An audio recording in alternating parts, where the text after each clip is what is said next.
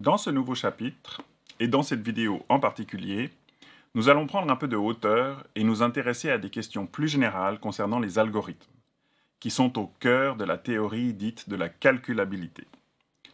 Notez que notre but ici n'est pas de vous donner un exposé complet sur le sujet, ce qui nous amènerait à des considérations beaucoup trop théoriques par rapport à l'ambition de ce cours.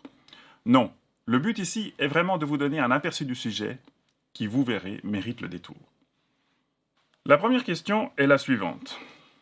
Tout problème est-il soluble par un algorithme? En pensant à l'extraordinaire puissance de calcul de nos ordinateurs modernes, on serait peut-être tenté de répondre oui. Mais il n'en est rien.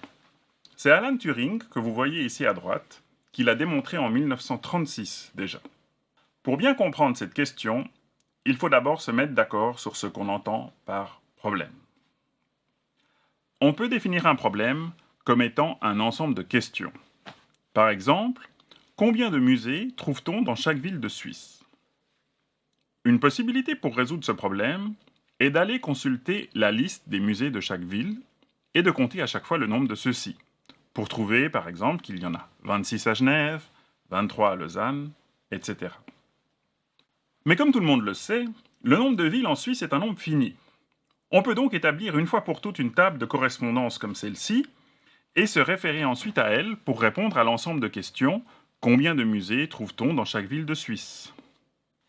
En conclusion, on n'a plus besoin d'algorithmes pour résoudre ce problème. On va donc s'intéresser à d'autres types de problèmes. Par exemple, celui-ci.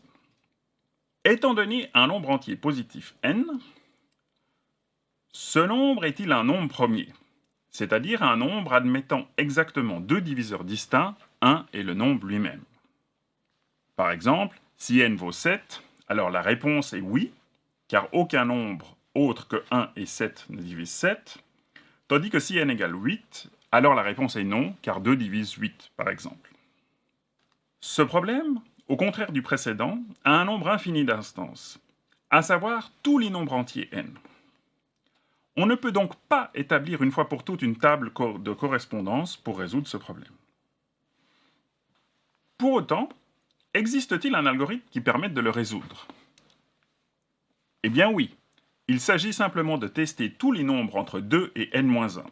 Si aucun ne divise n, et si n est différent de 1, alors n est un nombre premier. Dans le cas contraire, n ne sera pas un nombre premier. On obtient donc ici facilement la réponse à notre question. Notez qu'il faut modérer ce facilement, car effectivement, si grand N est un très grand nombre, tester tous les diviseurs en 2 et n-1 prend beaucoup trop de temps, et il y a d'autres méthodes pour faire ça, que nous verrons plus tard. Décider si un nombre est premier ou non fait partie d'une classe particulière de problèmes appelés problèmes de décision, qui ne demandent qu'une réponse oui ou non pour chaque instance du problème. On pourrait penser a priori que de tels problèmes, qui demandent une réponse si simple, sont toujours solubles par un algorithme. Eh bien, Turing montre en 1936 qu'il existe des problèmes de décision qu'aucun algorithme ne peut et ne pourra jamais résoudre. Ces problèmes sont appelés des problèmes indécidables. Il existe deux types d'arguments différents pour montrer cela. Un argument un peu abstrait se base sur des considérations concernant le nombre de problèmes et d'algorithmes existants dans le monde. Il est donné en annexe à cette vidéo. Le second argument se repose sur un exemple plus concret. C'est le problème de l'arrêt que nous allons voir maintenant. Le problème de l'arrêt peut se résumer à une question simple, entre guillemets. Étant donné un algorithme P pendant en entrée des données X, sait-on si l'algorithme P de X s'exécute en un temps fini ou non? Évidemment, pour certains algorithmes P et certaines données d'entrée X, la réponse est connue. Par exemple, l'algorithme que nous venons de voir et qui teste si un nombre n est premier ou non, s'exécute en un temps fini pour toute donnée d'entrée n. La question plus précise que pose Turing est la suivante. Existe-t-il un algorithme A prenant en entrée un autre algorithme P et des données X, et dont la sortie soit oui si P de X s'exécute en un temps fini, et non dans le cas contraire? Vous êtes peut-être perplexe ici à l'idée d'un algorithme qui prenne en entrée un autre algorithme.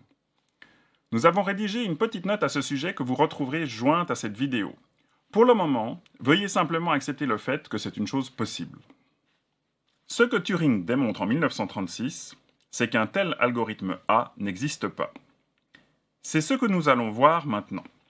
Mais s'il vous plaît, ne soyez pas effrayés si vous trouvez cette démonstration quelque peu abstraite, car elle l'est franchement. Pour démontrer qu'il n'existe pas d'algorithme permettant de tester si un algorithme donné P avec données en entrée X s'arrête ou non, on utilise la démonstration par l'absurde. C'est-à-dire qu'on va supposer qu'un tel algorithme existe et montrer que cette hypothèse mène à une contradiction. On suppose donc qu'il existe un algorithme A tel que A de Px sort oui si P de x s'arrête et A de Px sort non si P de x continue indéfiniment.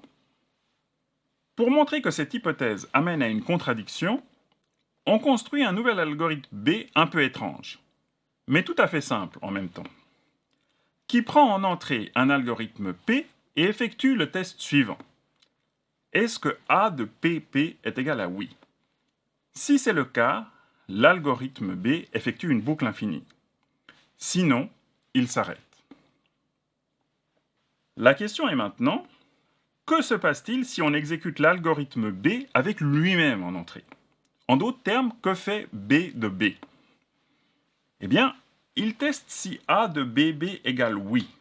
Ça veut dire, est-ce que B de B s'arrête, selon la définition qu'on a donnée de l'algorithme A?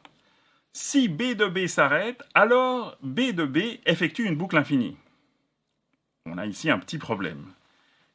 Si par contre A de B est égal à non, ça veut dire que B de B continue indéfiniment, alors B de B s'arrête. On voit bien que dans les deux cas, on a une contradiction.